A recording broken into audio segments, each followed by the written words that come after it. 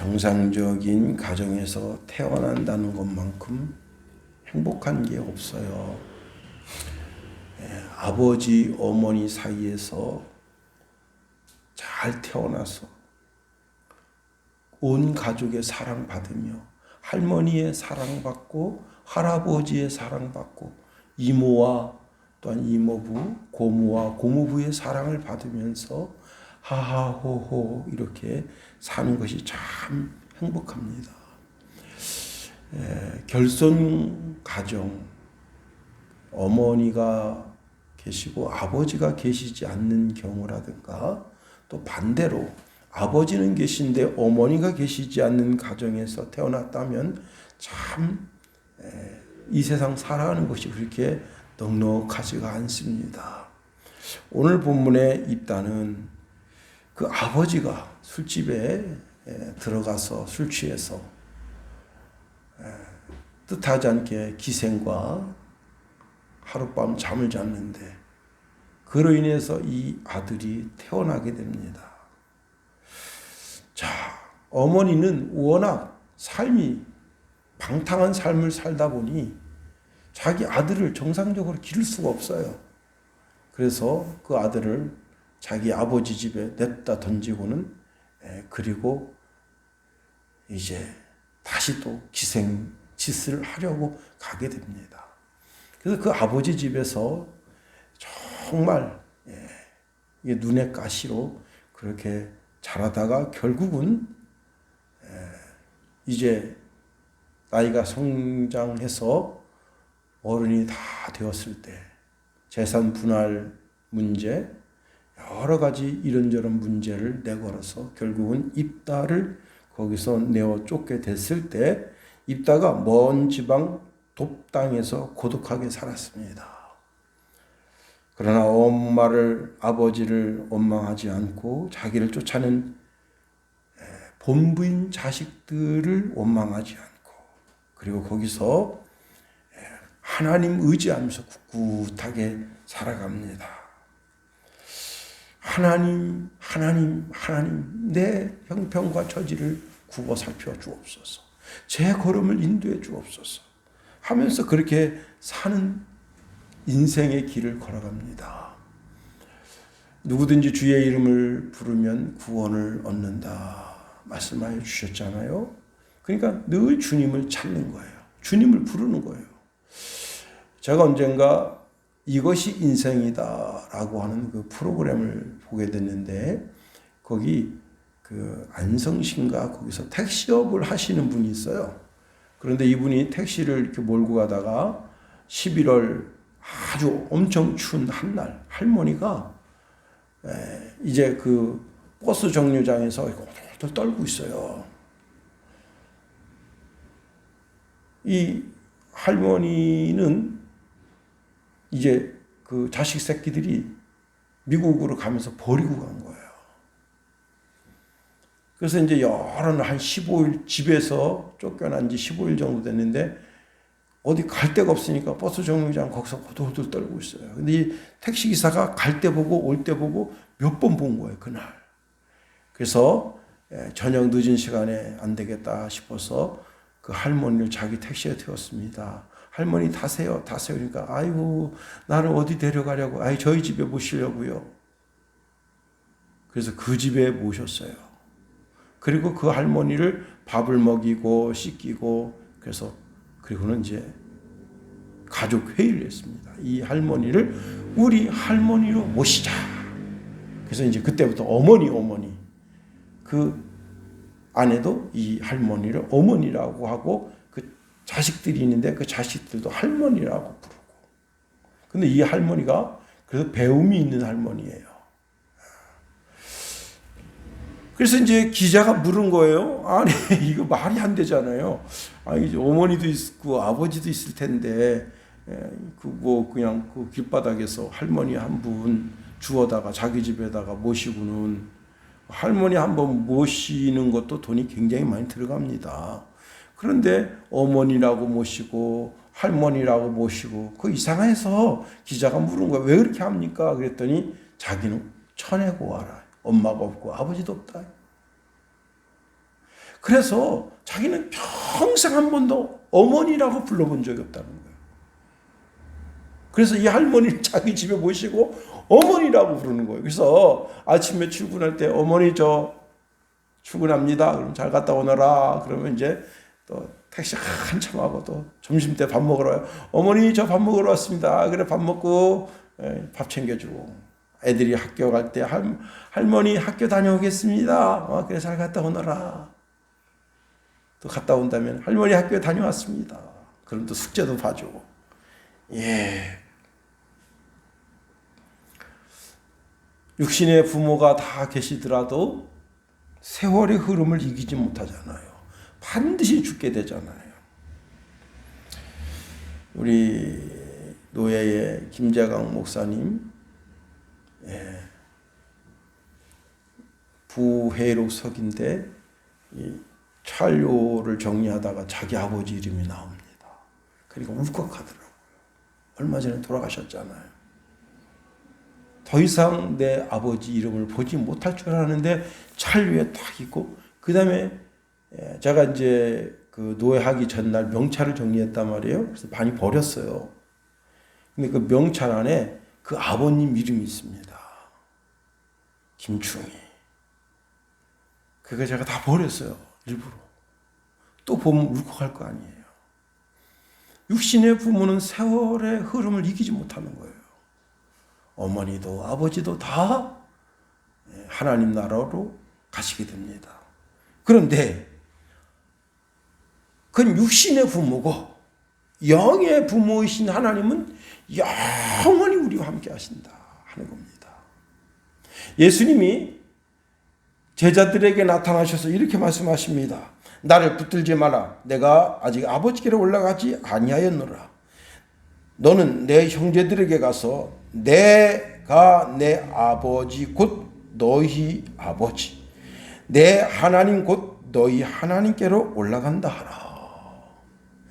이 하나님이 예수님에게는 친 아버지시지만 그 하나님이 내 하나님이고 곧 너희 하나님이고 그 하나님이 내 아버지시고 곧 너희 아버지시다. 너와 나는 형제가 된다. 우리가 하나님 아버지 이렇게 부르는 게 얼마나 감사합니까? 우리가 주기도문 할 때 하늘에 계신 우리 아버지 그렇게 하고 부르잖아요. 입다는 비록 부모님에게 쫓겨났고 어머니에게는 버림받았지만 늘 항상 자기 속에 자기 인생을 이끄시는 분이 있는데 그분이 하나님이시다. 하나님의 이름을 부르는 거예요. 주의 이름을 부르는 거예요. 아버지라고 부르는 거예요. 아버지, 내 하나님, 내 아버지. 우리가 오래전에 드리던 복음성가가 있습니다. 아버지 불러만 봐도 그 사랑에 눈물 나요. 나 같은 죄인을 사랑하신 아버지 온종일 울어봐도 감당할 수 없는 그 사랑, 그 크신 사랑을 어찌 말로 표현하리.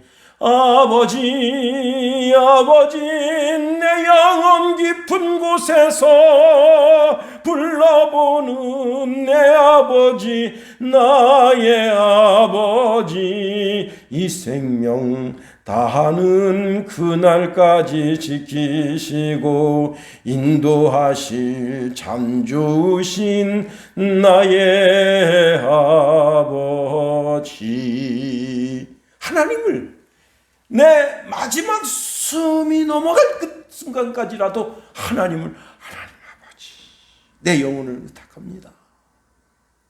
이게 진짜 멋있는 신앙이잖아요. 그래요. 하나님을 아버지로 모시고 사는 인생. 하나님 아버지 얼마나 좋아요. 자, 일단은 하나님을 아버지라 부르면서 나의 하나님이라고 부르면서 모든 역경 시련을 이깁니다. 돕당에 거기 가서 그가 사는데 많은 사람들이 입다에게 붙어서 살면서 입다의 올곧은 성품, 그리고 참 리더십이 있어가지고 이렇게 병사훈련을 시키고 군사훈련을 시키며 무기를 다루는 일을, 언젠가는 이 땅도 외적이 쳐들어온다. 그러면 막아낼 수 있는 힘이 있어야 된다. 그렇게 했는데 결국은 그 유비무환의 정신을 가지고 그렇게 준비했던 것이 이스라엘을 외적으로부터 막아내는, 그래서 하루아침에 군대 장관이 되고 최고 고귀한 지도자가 되는 길로 나아가게 되는 겁니다. 일단은 그 병사들을 열심히 훈련시키고 단련시켰더니 특공대처럼 된 거예요. 네이비 실처럼. 멋지잖아요. 일당백이다, 일당백. 용감하고 용맹하고 적진에 들어서서는 전진할 뿐이지 물러서지 않는 그런 용맹함을 가지고 막 적을 막 누비면서 다니는 그런 특공대. 그러니까 막 하루아침에 있다가 입지가 견고해진 거예요. 여러분, 늘 자기 자신을 준비해야 되는 거예요. 깊은 산속에 가서 나무꾼이 나무를 할 때 1시간 정도 일하고 10분 쉽니다. 그때 반드시 도끼날을 가는 거예요. 내 시간이 있을 때마다 도끼날을 갈아야 되는 거예요. 공부하는 학생은 자기 하는 공부에 있어서 날을 갈아야 되는 거예요. 날이 무디면 도태됩니다. 우리 대한민국이 날이 굉장히 무뎌졌어요. 세계 많은 국가로부터 조롱받는 나라가 됐습니다. 이거 안 되는 거예요. 지금 전 세계가 러시아를 주목하고 있대요. 러시아가 지금 의외로 경제가 활발하게 움직여지고 있고, 러시아가 지금 자유경제 시장 시스템을 도입하면서 경제가 달라지고 있다고 합니다. 참 세상에 희한한 일도 생기는 거예요. 그래서 이제 입다가 군대 장관으로서 이렇게 입지를 굳혀서 나라의 지도자 역할을 하는데, 그때 당시에 비록 이스라엘 군대는 약하지만 하나님의 도우심을 입었기 때문에 길리앗 산지에다가 진치고는 암몬 군대가 아주 그때 강합니다. 그런데 그 암몬 군대에게 창을 뽑기 전에, 칼을 뽑기 전에 먼저 평화사절단을 보냈습니다. 외교적 문제는요, 전쟁하는 것보다야 외교적으로 풀면 좋잖아요.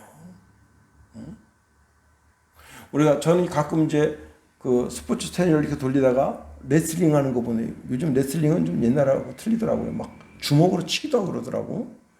발길질도 하고요. 와, 그 여자들이 싸우는데 그렇게 아주 격하게 싸웁니다. 막 입에서 막 피가 흘릴 정도로 막 그렇게 싸워요. 그래서 저 처녀들이 저 왜 저런 스포츠 경기를 하나. 근데 제가 진짜 놀란 게 뭐냐면, 그 영화 배우 있죠, 영화 배우. 와, 영화 배우가 거기 다 있어. 외국 영화 배우. 그 주만지에 나오는 그 주인공도 있고, 그런 사람도 그 레슬링을 합니다. 내가 깜짝 놀랐어요. 이 사람들이 원래 레슬링 선수였었나? 이게 뭐 촌놈이라. 응? 와, 근데 그냥 진짜 멋지게 싸워요. 응? 다 쇼지만. 그건 다 쇼예요, 쇼. 근데 다 멋지게 싸웁니다. 그런 거야. 스포츠 정신으로 싸우는 거지만 전쟁은 그런 게 아니잖아요. 전쟁은 죽고 사는 문제가 달린 거 아니에요. 그래서 이런 전쟁에 있어서는 반드시 평화의 사절단을 보내서 좌우 상하를 따지고 물러설 것은 물러서고 하도록 하는 것이 성경에 기록되어 있다. 이게. 신명기 20장 10절에서 14절에 보면, 내가 어떤 성읍으로 나아가서 치료할 때에 그 성읍에 먼저 화평을 선언하라. 그 성읍이 만일 화평하기로 화답하고 너를 향하여 성문을 열거든 그 모든 주민들에게 내게 조공을 바치고 너를 섬기게 할 것이요, 만일 너 화평하기를 거부하고 너를 대적하여 싸우려 하거든 너는 그 성읍을 에워쌀 것이며 내 하나님 여호와께서 그 성읍을 내 손에 넘기시거든 너는 칼날로 그 안에 남자를 다 쳐 죽이고 오직 여자들과 유아들과 건축들과 성읍 가운데 있는 모든 것을 너를 위하여 탈취물로 삼을 것이며 너는 내 하나님 여호와께서 내게 주신 적군에게서 빼앗은 것을 먹을지니라. 전쟁하기 전에 먼저 화평하는 일을 해라 이게. 누구랑 싸우려고 맘먹었으면 싸우기 전에 우리 오해를 좀 풀자. 서로 이야기해서 오해를 푸는 것이 현명하다. 개인과 개인과의 관계 속에도 그것이 중요한데 여러분 회사와 회사 관계 속에서도 그게 중요하잖아요. 하물며 나라와 나라의 관계는 이게 더 중요한 거예요. 북한과 우리나라가 그래서 판문점에 모여서 서로 좀 회의 좀 하자 말이야. 평화회의를 하자. 너희가 좀 오해하고 있는 것을 우리가 풀어주고 또 우리가 혹시 잘못한 것이 있으면 우리가 사과하마. 이렇게 해서 판문점에서 서로 평화의 집에서 푸는 거야. 푸는 게 좋은 거 아니에요. 괜히 연평도를 때리고 천안함을 침몰시키고 그런 뭐 없을 짓을 하면 되겠냐 말이에요. 그리고는 개성공단에 있는 그 연락사무소를 폭파시키고 그리고 금강산에 있는 그 호텔들 지네가 지 멋대로 막 뜯어고친 다음에 중국 사람 받아서 거기서 영업이나 하고 그럼 못된 짓 하면 안 되죠. 마태복음 5장 9절 말씀에 보면 화평케 하는 자는 복이 있나니 그들이 하나님의 아들이라 일컬음을 받을 것이며 했습니다.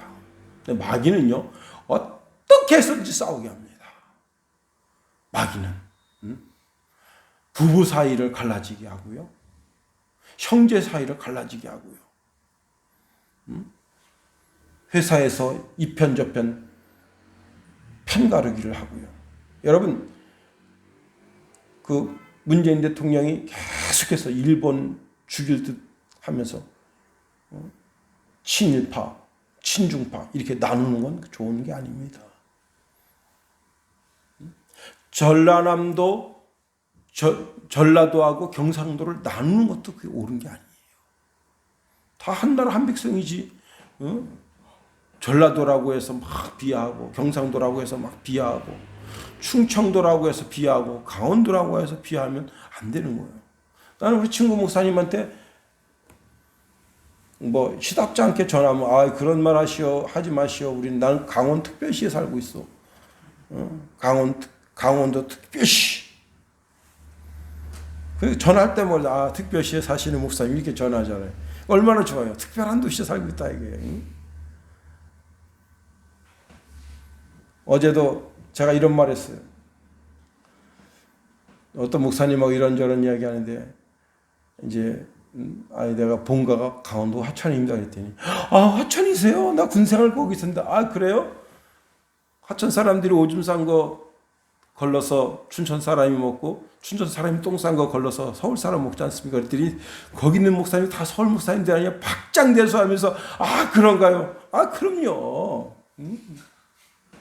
그 뭐하게 서울에서 썩은 물, 그 강원도 춘천 사람들이 그냥 응가한 물 그거 다 내보낸 거 그걸 청화해서 그거 좋다고 그 물에다가 몸 씻고 그 물에다가 밥 빼먹고 그러면서 삽니까? 그랬더니 그냥 웃겨 죽겠대요.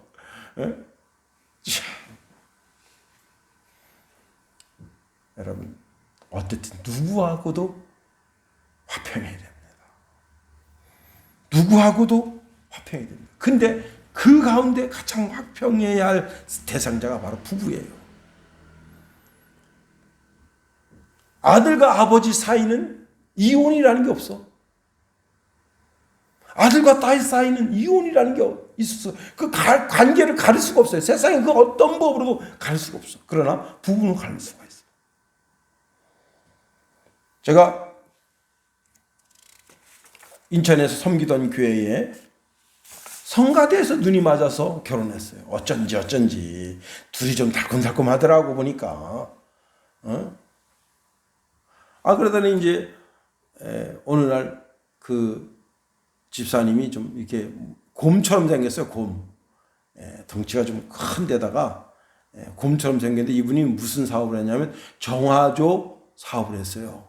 그래서 되게 바쁘더라고. 얼마나 일이 바쁜지 몰라요. 나보고 아유 저기 그때 이제 전 신학교 막 들어간 입장인데 선생님 김 선생님 그 알바해서 얼마 버세요? 그래서 내가 한 달에 35만 원 버는데 내가 그거 한 3배 정도 드릴 테니까 100만 원 정도 주겠다는 거예요. 그러니까 내일 좀 와서 도와주면 안 되겠습니까? 그러니까 뭘 하시는데 정화조 작업을 합니다. 그래서 내가 정화조 똥구가 아니야. 그래서 내가 아유 이거 참 속으로 도티한데. 근데 사실 그게 아니었는데 뭐냐면 이거는 이제 그 어떤 집에서 정화조를 묻고 난 다음에 이제 이거 뭐 오줌도 나오고 똥도 나오는 건데 그때 잠을 생각한 거예요. 그래서 그래서 내가 그걸 안 했던 거예요. 근데 그분이 너무 바쁜 거예요, 막. 근데 하여튼 그분이 그냥 성가대에서 눈이 맞은 거예요. 그래서 결혼을 했어요. 많은 에피소드가 있는데 그러더니 결혼한 지 한 3개월 정도 됐는데 갑자기 이 남자 집사님이 성가대를 안 섭니다. 여자만 서요. 그 남자 집사가 저 뒤에 앉아. 그 이상하잖아. 이상하게 보이면 이상한 거예요. 대판상한 거야. 여자 집이 좀 잘 살아요. 그래서 내가 남자 집사님 곰처럼 생겼다 그랬잖아. 이렇게 하고 다니는데 돈은 잘 버는데 이 남자 집사님은 충청도 사람인데 여자 집에서 그렇게 무시를 하는 거예요. 그 장모님이 와서 막 그렇게 무시를 하는 거야.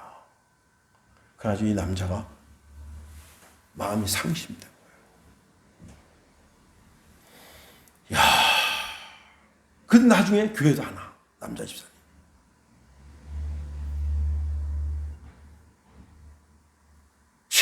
그러던 가운데 교회에서 부흥회를 했어요. 그때 목사님께서 골로새서 3장 18절 말씀. 성경은 아내가 남편에 대해 이런 삶을 살아야 된다 말씀합니다. 아내들아 남편에게 복종하라. 이는 주 안에서 마땅하니라. 또 남편에 대해서 남편이 아내를 어떻게 대할 것을 성경은 말씀합니다. 19절에 보니까 남편들아 아내를 사랑하며 괴롭게 하지 말라. 하여튼 그때 목사님이 그 가정 세미나 비슷하게 말씀을 주시면서 혹시 부부 사이가 서운하거든 오늘 가서 당장 문제를 해결하라. 그래가지고 그 부부가 그 부흥회를 하고 그 여자 집사님이 은혜를 듬뿍 받고 자기 남편한테 여보 제가 잘못했어요. 그 남편이 곰 같아도요 마음은 굉장히 여려. 아유 괜찮아. 그리고 그 다음 주에 손잡고 나왔어. 먼저 부부 사이가 화평해야 돼. 그 친구 사이가 화평해야 돼. 친구 사이가. 친구가 토라지면 참 괴롭잖아요. 하여튼 우리는 늘 화평한 삶을 살아야 됩니다. 그래요. 자, 입다가 화평 사절단을 암몬 왕에게 보냅니다. 이스라엘이 당신에게 잘못한 것이 무엇이요? 당신은 왜 우리 땅을 공격하러 왔소이까? 하고 물으니까 암몬 왕이 말합니다. 이스라엘이 이집트에서 나올 때에 우리 땅을 빼앗았기 때문이요. 당신들은 아론은 강에서 야복강과 요단강으로 이어지는 우리 땅을 빼앗아 갔소. 그러니 이제 이스라엘 백성에게 가서 우리 땅을 평화롭게 돌려주라 전하시오. 그럴 때 그것이 역사적으로 네가 잘못 알고 있다고 하는 것을 바르게 가르쳐 주는 것이 오늘 본문의 말씀이라는 거예요. 자, 여기서 아주 중요한 것이 있어요. 뭐냐? 사람이 인생 살면서 중요한 것이 많이 있지만 그 중에 중요한 것이 땅이 중요합니다. 땅에 미쳐서 부동산 투기하는 그런 못된 짓을 하면 안 되지만 지금도요 전쟁이 왜 일어나느냐? 땅 때문에 일어납니다. 영국이 아르헨티나하고 왜 전쟁했습니까? 영국과 아르헨티나는 극과 극이에요. 그런데 왜 전쟁했습니까? 아르헨티나가 옛날에 자기들이 빼앗겼던 땅을 착 점령하니까 영국에서 물러나라, 물러나라. 아르헨티나에서 안 물러납니다. 그랬더니 어떻게 한 거예요? 군함을 끌고 가가지고 그냥 아르헨티나를 그냥 개박살을 내는 거예요. 땅 때문에 그래요. 땅이 귀하다. 아무리 나라를 세우려고 해도 국민이 있고 주권이 있고 다 있어도 땅이 없으면 국가가 설 수가 없어요. 교회가 성전 건축을 하려고 합니다. 돈은 다 있어요. 땅 없으면 성전 건축 못해요. 사업가가 큰 공장을 지으려고 합니다. 외국에서 돈을 빌려왔어요. 차관을 다 켜가지고 빌려와서 외국 돈은 또 이자도 싸잖아요. 응? 우리나라 옛날 은행들이 다 무슨 짓 했느냐. 일본 사람들은 이자가 워낙 싸니까 은행에 안 갖다 둬요. 근데 은행 돈을 빌려다가 모든 은행들이 다 그걸 우리나라한테 국민들한테 최고는 막 18%, 19% 이렇게 돈을 빌려주면서 이자 놀이 했잖아요. 응? 지금도 그럴 겁니다. 왜냐하면 일본에는 1%만 주면 되잖아. 그리고 나머지 15%, 16%, 17%는 우리가 먹으면 되잖아. 이자 놀이가 재밌단 말이에요. 응? 자, 제가 오늘 이제 하루 오전 벼베다 왔습니다만 벼를 심으려면 땅이 있어야죠. 응? 과일을 먹으려면 과실수를 심을 수 있는 땅이 있어야 되죠. 꽃을 보려면 꽃을 심어야 돼. 꽃을 심을 만한 땅이 있어야죠.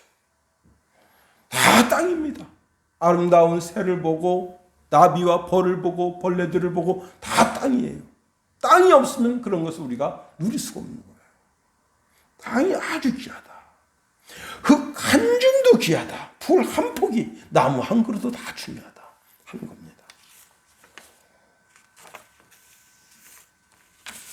그래요. 입다는 높땅에서 뭘 했느냐? 거기서 군사들만 훈련시킨 게 아닙니다. 거기서 농사도 짓고 가축도 기른 거예요. 땅의 중요성을 아주 실감하는 사람입니다. 내가 지도자가 됐으면 땅 한 평이라도 늘려야지. 그러니까 박정희 대통령이 많은 간척지를 만든 거 아니에요. 응? 그냥 남해안에 웬만한 데 다 막아서 간척지를 만든 거 아니에요. 그 국토가 자꾸 바뀌고. 응? 야, 영일만 같은데. 응? 그렇습니다. 여러분. 자꾸 자기 이 삶의 그 터전이 점점 늘어나는 것은 자기가 밟고 다닐 만한 땅이 점점 늘어난다는 거 아니겠어요? 그런데 여기서 아주 중요한 것이 있습니다. 모든 땅의 주인은 원래 하나님이시다.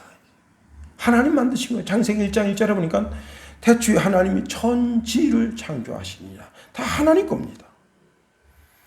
여러분, 국가가 아무리 그 땅을 국가 땅이라고 큰 소리를 칩니다. 특히 우리나라는 이제 독도 문제가 심각하잖아요. 독도를 가지고 저기 일본이 그냥 아주 그냥 자기네 섬이라고 지도책에도 그려놓고 우리는 독도 경비대가 있는 걸 그렇게 못마땅해 하잖아요. 그런데 여러분 잘 보세요. 10년이 지나고 100년이 지나고 200년이 지나고 500년이 지나고 1000년이 지나서 세계 판도가 어떻게 바뀔지 모르는 거예요. 우리하고 일본하고 붙어서 한 나라가 될지 모르는 거예요. 우리나라하고 중국하고 붙어서 대한민국이 될지 모르는 거예요.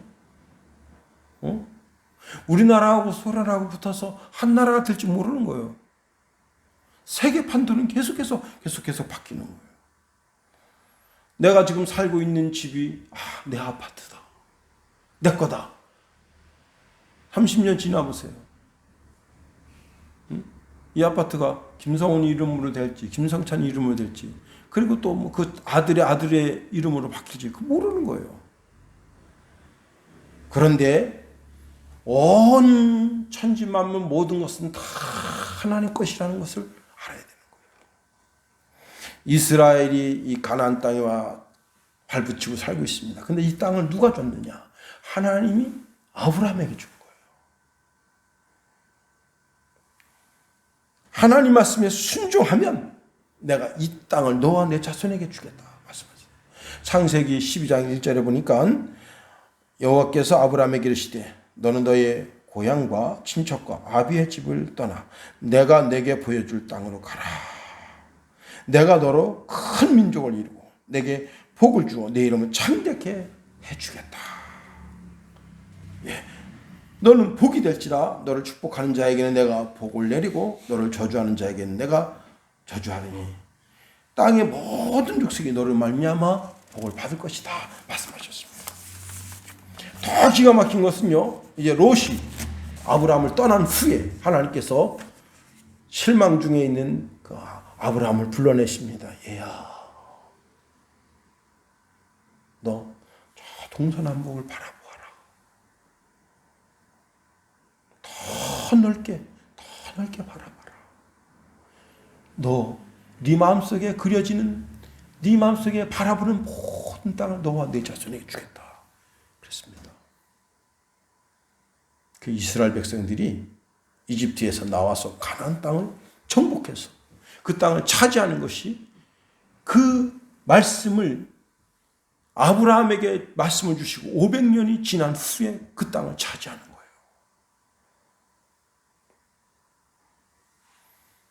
하나님 말씀에 순종하고 나아가는 자에게 그 땅의 언저리를 점점 넓게 해주시는 거예요.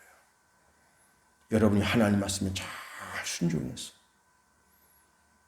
땅의 언저리가 점점 넓어지게 되길 예수님의 이름으로 축원해드립니다. 여러분이 평생 자동차를 끌고 다니든 발로 밟든지 그 밟는 거리가 언저리가 점점 넓어져서 내 평생에 하나님께서 내가 이렇게 많은 땅을 밟고 다니게 하셨구나 하는 그런 복이 여러분과 저에게 임하게 되기를 예수님의 이름으로 축원해드립니다. 주기도문 하겠습니다. 하늘에 계신 우리 아버지, 아버지의 이름을 거룩하게 하시며 아버지의 나라가 오게 하시며 아버지의 뜻이 하늘에서와 같이 땅에서도 이루어지게 하소서. 오늘 우리에게 영양식을 주시고 우리가 우리에게 잘못한 사람을 용서해 준 것 같이 우리 죄를 용서하여 주시고 우리를 시험에 빠지지 않게 하시고 악에서 구하소서. 나라와 권능과 영광이 영원히 아버지의 것입니다. 아멘.